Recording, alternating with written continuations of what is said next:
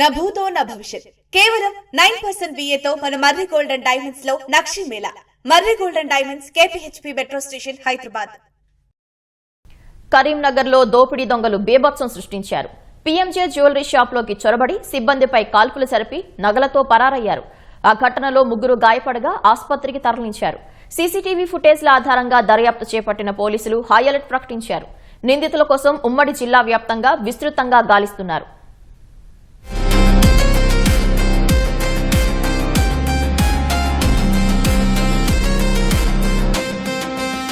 కరీంనగర్లోని PMJ jewellery షాపులో జరిగిన కాల్పులతో నగరవాసులు ఉలిక్కిపడ్డారు. ఉదయం 11 గంటలకు బంగారం షాపు వద్దకు ద్విచక్ర వాహనంపై వచ్చిన 5గురు వినియోగదారుల్లాగా లోపలికి వెళ్లారు. జ్యువెలరీ షాపు సిబ్బందిని నగలు చూపించమని అడిగారు. సిబ్బంది ఆభరణాలు చూపిస్తుండగా దుండగులు తుపాకులతో బెదిరించారు. ఆపై సిబ్బందిని కట్టేసి కాల్పులు జరిపి నగలు దోచుకెళ్లారు. కాల్పుల్లో 3 సిబ్బంది గాయపడగా వారిని ఆసుపత్రికి తరలించారు.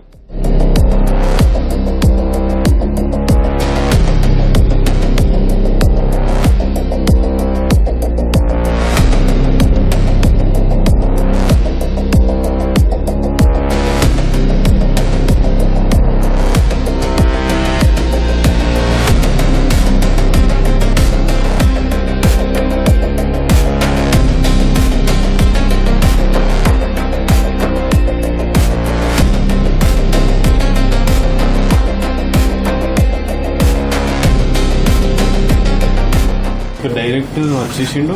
రింగ్ చైన్ కావాలని వచ్చేసిండు. చైన్ కావాలి 20 grams లా ఒక రింగ్ కావాలని. సరే చూసామని చెప్పి మేము మా బాక్స్ లో సైడ్ కేసి చూస్తున్నాం. నాకు అప్పటికి డౌట్ వస్తుంది. నార్మల్ ఇక్కడ ఎవరు వస్తారు అంత ఇవి ఏం జరుగుతుంది అనుకున్నా. డౌట్ వస్తుంది కొంచెం తెఫ్టే ఉన్నట్టున్నాడు. నేను చూపిస్తున్నా చైన్స్ అటు షెవరింగ్ అవుతుంది కొంచెం. ఆల్మోస్ట్ మళ్ళీ చైన్స్ రింగ్స్ అని ఒక 4-5 మెంబర్స్ కి డోర్ తీసేసి అందరు జెంట్సే లోపలికి వచ్చేసారు. ఒకటి లోకల్ లాగా అనిపించింది, అందుకే తీసిరు వచ్చి అనుకున్నా.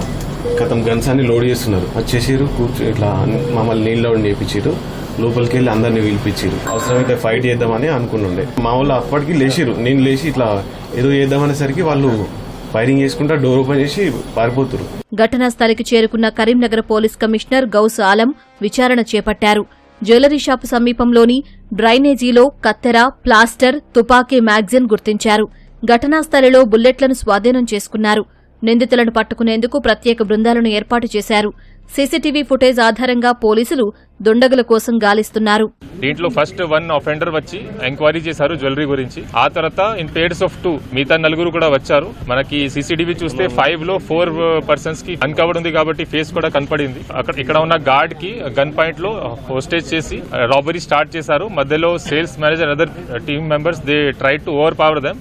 ఓవర్ పవర్ జరిగినప్పుడు వీళ్ళు పానిక్ అయి ఫైరింగ్ చేశారు. టోటల్ 5 పిస్టల్స్ ఉన్నాయి. 4 మనకి కార్ట్రిజ్ దొరికింది.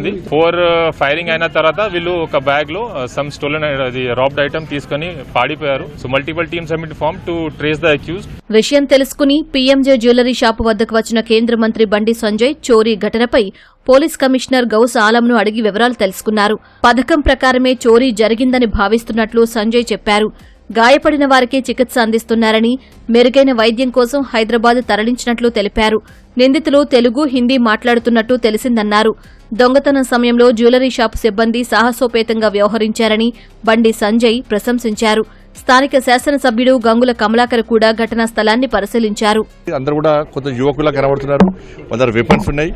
కాల్పులు జరపడం కూడా దుర్మార్గమైన సంఘటన. వాస్తవానికి వాళ్ళు ఎత్తుకుపోయే ప్రయత్నం చేశారు.